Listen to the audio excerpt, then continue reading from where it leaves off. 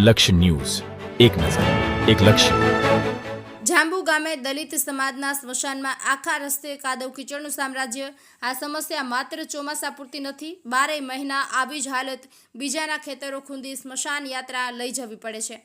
લીંબડી તાલુકાના નળકાંઠા જાંબુ ગામે દલિત સમાજનું સ્મશાન, જે ગામની બહાર આવેલું છે, ત્યાં જવાનો રસ્તો ગામનું રોજિંદા ઘર વપરાશના પાણી અને વરસાદના નિકાલના પાણી ફરી વળતા આખા રસ્તે ઠેર ઠેર કાદવ કીચડ અને ગોઠણ ડૂબ ગંદા પાણીનું સામ્રાજ્ય છવાયેલું છે. આ સમસ્યા કાંઈ ચોમાસા પૂરતી જ નથી, પરંતુ આ સમસ્યા 12 માસ જોવા મળે છે. ચોમાસું દરમિયાન તો લોકોને મૃતદેહને બીજાના ખેતરોમાંથી લઈ જવા પડે છે. જાંબુ ગામે દલિત સમાજના સ્મશાનના આખા રસ્તે નરકાગાર જેવી સ્થિતિ જોવા મળી છે, જે માટે લોકોએ જિલ્લા કલેક્ટર અને સ્થાનિક પ્રાંત અધિકારીને ગામની સ્થિતિનું જાણ નિરીક્ષણ કરવા માટે અને વહેલી તકે સ્મશાનના રસ્તાનો પ્રશ્ન હલ કરવા માટે લેખિત રજૂઆત કરી છે.